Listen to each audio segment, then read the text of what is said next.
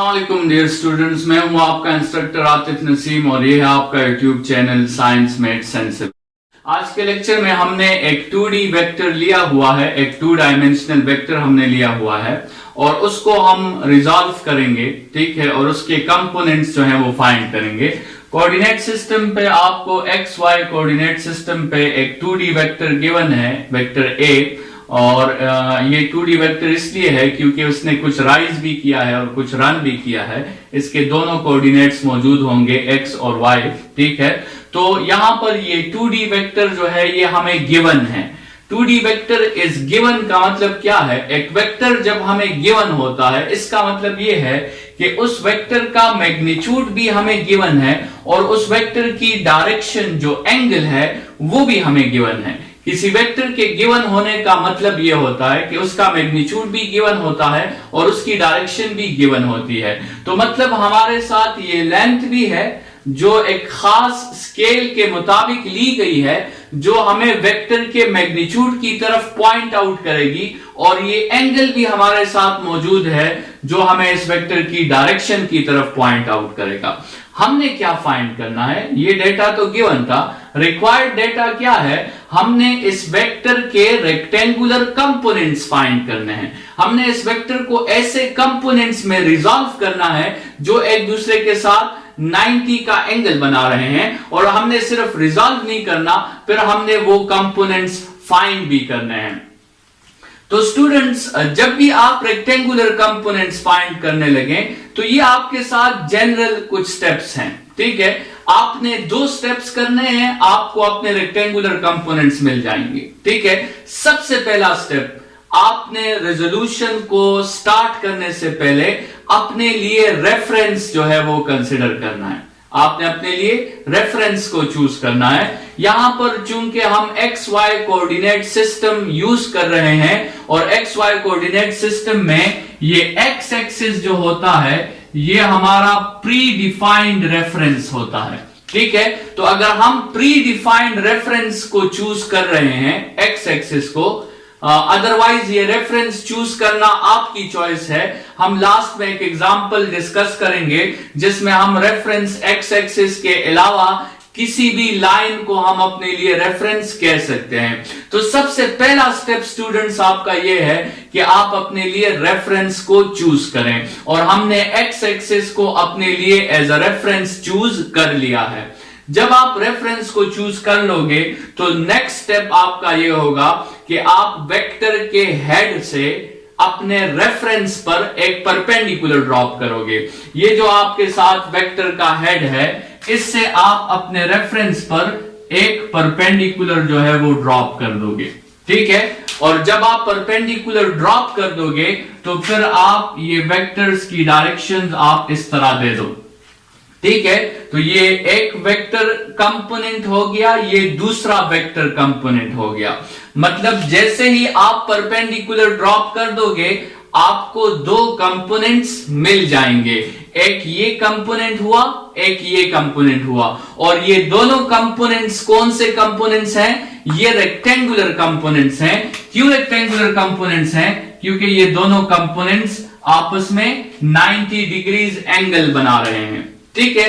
Students याद रखें कि ये 2 कंपोनेंट्स जो आपको मिलेंगे, जब आप ये सेकंड स्टेप अप्लाई कर देंगे तो आपको 2 कंपोनेंट्स रिजल्ट में मिल जाएंगे। उन 2 कंपोनेंट्स में एक कंपोनेंट आपके रेफरेंस के पैरेलल होगा और दूसरा कंपोनेंट आपके रेफरेंस को परपेंडिकुलर होगा। रेजोल्यूशन में ये बात बहुत जरूरी है स्टूडेंट्स कि जब भी आप ये सेकंड स्टेप अप्लाई करेंगे तो आपके साथ जो 2 कंपोनेंट्स आएंगे उसमें से एक कंपोनेंट आपके रेफरेंस को पैरेलल होगा, जैसे यहां पे ये कंपोनेंट है, और एक कंपोनेंट आपके रेफरेंस को परपेंडिकुलर होगा, जैसे यहां पे आपके साथ ये कंपोनेंट है, ठीक है। ये जो आपके साथ पैरेलल कंपोनेंट है, यहां पर हम इसे नाम दे सकते हैं AX। AX नाम हम इसे यहां पे क्यों दे रहे हैं? नॉर्मली आपने पिछले लेक्चर में देखा था हमने A1 और A2 का नाम दिया था, लेकिन यहां पर हम AX का नाम इसलिए दे रहे हैं क्योंकि X एक्सिस हमारा रेफरेंस है और ये जो कंपोनेंट है ये X एक्सिस को पैरेलल है, तो इसलिए हमने इसको ax कह दिया, the component which is parallel to our reference या which is parallel to x axis।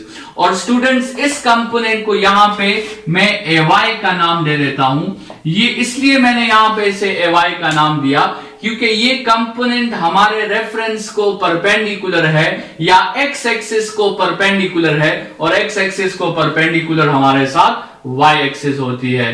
तो स्टूडेंट्स यहां पे मैंने डायग्रामेटिकली इस a को दो कंपोनेंट्स में रिजॉल्व कर दिया है, ax और ay, और फिर आप यहां पे लिख सकते हैं अपने स्टेटमेंट को कि the vector a has been resolved into ax and ay। Students जैसे हमने कहा कि यहां पर मसला खत्म नहीं होता है, ये तो आपने सिर्फ स्टेटमेंट लिख ली और डायग्रामेटिकली शो कर दिया। अभी आपने सिंबॉलिकली और मैथमेटिकली अपने लिए ये दो कंपोनेंट्स जो हैं ये आपने फाइंड करने हैं, और ये कंपोनेंट स्टूडेंट्स असल में वेक्टर्स हैं। वेक्टर्स को फाइंड करने का मतलब ये होता है कि वेक्टर का आपने मैग्नीट्यूड भी फाइंड करना है और वेक्टर की आपने डायरेक्शन भी फाइंड करनी है। स्टूडेंट्स यहां पर एक्स एक्सिस को रेफरेंस लेते हुए हमने एक मसला तो अपने लिए ऑलरेडी हल कर दिया है, और वो मसला है डायरेक्शन का। स्टूडेंट्स देखें, एक्स एक्सिस को रेफरेंस लेते हुए हमारे साथ जो कंपोनेंट्स आए हैं वो एक कंपोनेंट एक्स एक्सिस को पैरेलल आया है और दूसरा कंपोनेंट एक्स एक्सिस को परपेंडिकुलर आया है। तो मतलब एक वेक्टर की डायरेक्शन की जगह हम आई यूनिट वेक्टर लिख सकते हैं और दूसरे वेक्टर को डायरेक्शन देने के लिए हम जे यूनिट वेक्टर लिख सकते हैं। जैसे आपको पता है स्टूडेंट्स के हर वेक्टर में मैग्नीट्यूड भी होता है और डायरेक्शन भी होती है, तो हमने अगर इस ax को फाइंड करना है तो हमने इसके लिए ये दोनों चीजें फाइंड करनी है। इसीलिए इसी तरह अगर हमने ay को फाइंड करना है तो ay के लिए भी हमने दोनों चीजें फाइंड करनी है। लेकिन x एक्सिस को रेफरेंस लेते हुए डायरेक्शन का मसला हमारा हल हो गया है। अभी हम x यूनिट वेक्टर की जगह i यूनिट वेक्टर लिख सकते हैं और ay यूनिट वेक्टर की जगह j यूनिट वेक्टर लिख सकते हैं, लेकिन अभी हमें दो चीजें फाइंड करनी है। हमें इस ax का मैग्नीट्यूड भी फाइंड करना है और ay का मैग्नीट्यूड भी फाइंड करना है। स्टूडेंट्स फाइंड करने से पहले तो हम इस तरह करते हैं कि इक्वेशन 3 और इक्वेशन 2 और इक्वेशन 3 को हम इक्वेशन 1 में पुट कर लेते हैं। तो ax वेक्टर की जगह ax i unit vector put कर दें और ay वेक्टर की जगह ay j unit vector put कर दें, तो आपके साथ ये स्टेटमेंट आ जाएगी। लेकिन इस स्टेटमेंट में भी आपके साथ दो अननोन्स हैं, एक आपके साथ ये ax है, एक आपके साथ ये ay है। स्टूडेंट्स आपको अंदाजा हो गया होगा कि डायरेक्शन का मसला ऑलरेडी हल हो गया है। डायरेक्शन हमने लिख दिए हैं, अभी सिर्फ मैग्नीट्यूड्स को फाइंड करना है। मैग्नीट्यूड्स के लिए मैं यही ट्राइंगल दोबारा मैंने बनाई है, लेकिन इससे मैंने ये एरो हेड्स जो हैं ये हटा दिए हैं क्योंकि डायरेक्शन का मसला वैसे भी हल हो गया है। हमने अभी सिर्फ मैग्नीट्यूड्स पर बात करनी है। स्टूडेंट्स ये ट्राइंगल है आपके साथ और इसमें आपको a और थीटा गिवन है और ax और ay ये आपके साथ अननोन है। आप ट्रिग्नोमेट्री के जितने रूल्स आपको अवेलेबल है उसको आप देखें और आप सोचें कि आप ax और ay को अपने गिवन डेटा के मुताबिक कैसे फाइंड कर सकते हैं। स्टूडेंट सबसे पहले हमने इस पे cos थीटा अप्लाई किया। cos theta is base bye hypotenuse, so ax divided by a, और यहां पे क्रॉस मल्टीप्लीकेशन से आपके साथ आ गया ax is equal to a cos theta. ठीक है स्टूडेंट्स, आपके साथ a भी है और थीटा भी है, ये वैल्यू पुट करके आप अपने लिए ax फाइंड कर सकते हैं। सिमिलरली साइन थीटा हमने फिर अप्लाई किया perpendicular by hypotenuse, so ay divided by a, और क्रॉस मल्टीप्लीकेशन से हमारे साथ आ गया ay is equal to a sine theta. इन दोनों फॉर्मूलाज के हेल्प से आप अपने लिए ax और ay को फाइंड कर सकते हैं। मैंने इन दोनों फॉर्मूलाज को उठाकर इक्वेशन a में पुट कर दिया है, तो आपके साथ आ गया है कि a vector is equal to a cos theta i unit vector plus a sin theta j unit vector.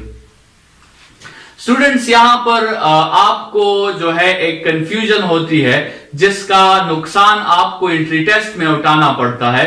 यहां पर जो हमने रिजोल्यूशन की है उसमें हमने एक्स एक्सिस को रेफरेंस कंसिडर किया हुआ है, और उस एक्स एक्सिस को रेफरेंस कंसिडर करने के बाद हमें ये शक हो जाता है, हमें ये गलतफहमी हो जाती है कि जो x कंपोनेंट होता है, x कंपोनेंट के साथ हमेशा cos थीटा आता है और y कंपोनेंट के साथ हमेशा sin थीटा आता है। स्टूडेंट्स याद रखें कि ये एक गलतफहमी है, ये आपकी एक गलत अप्रोच है, ये एक रॉन्ग आपकी जो है मेथड है कि आप x को cos थीटा के साथ रिलेट करें और y को sin थीटा के साथ रिलेट करें। स्टूडेंट्स यहां पर आप फॉर्मूला देखें जरा, ये जो cos थीटा का फॉर्मूला है ये ax के साथ तो यहां पर इत्तेफाक के तौर पे रिलेटेड है, एक्चुअली ये cos थीटा का फॉर्मूला बेस के साथ रिलेटेड है और sin थीटा का जो फॉर्मूला है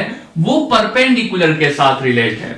तो करेक्ट एब्रीवेशन या करेक्ट मेथड आपके साथ ये है कि cos थीटा जो बेस होगा, बेस के साथ cos थीटा आएगा और जो परपेंडिकुलर होगा, परपेंडिकुलर के साथ sin थीटा आएगा। ax के साथ हमेशा cos थीटा नहीं आएगा, ay के साथ हमेशा sin थीटा नहीं आएगा, लेकिन एक बात जरूर है कि बेस के साथ हमेशा cos थीटा आएगा और परपेंडिकुलर के साथ हमेशा sin थीटा आएगा। स्टूडेंट्स ये जो हमने डिस्कस किया यहां इसको एक एग्जांपल के थ्रू, बल्कि दो एग्जांपल्स के थ्रू मैं आपको समझाऊंगा। मैंने दोबारा एक वेक्टर कंसिडर किया हुआ है, वेक्टर a, लेकिन यहां पर मैं रेफरेंस x एक्सिस को कंसिडर नहीं कर रहा, बल्कि एक लाइन है जिसको मैंने अपने लिए रेफरेंस जो है वो चूज कर लिया है। इस लाइन को मैंने अपने लिए रेफरेंस चूज कर लिया है।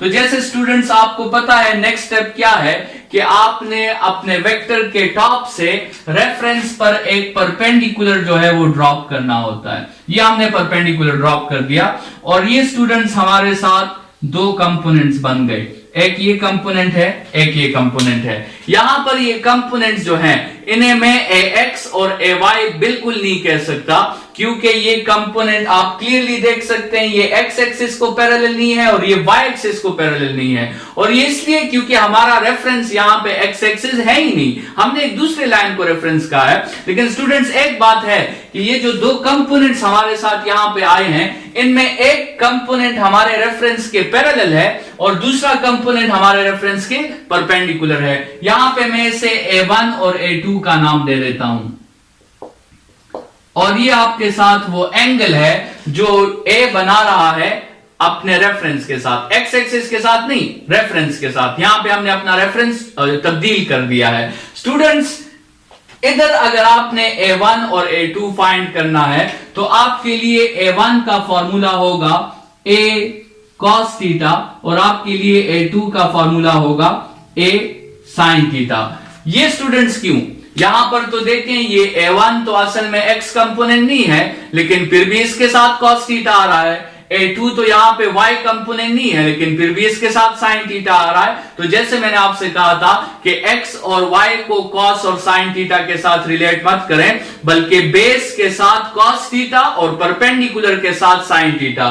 स्टूडेंट्स इस ट्राइंगल का बेस जो है वो हमारे साथ a1 है, तो a1 के साथ cos थीटा आ रहा है और इस ट्राइंगल का परपेंडिकुलर हमारे साथ a2 है, तो a2 के साथ sin थीटा आ रहा है। यहां से आपको अंदाजा हो जाना चाहिए कि x के साथ हमेशा cos थीटा नहीं आएगा, y के साथ हमेशा sin थीटा नहीं आएगा, लेकिन बेस के साथ हमेशा cos थीटा आएगा और परपेंडिकुलर के साथ हमेशा sin थीटा आएगा। एक दूसरे एग्जांपल से मैं आपको समझाने की कोशिश करता हूं।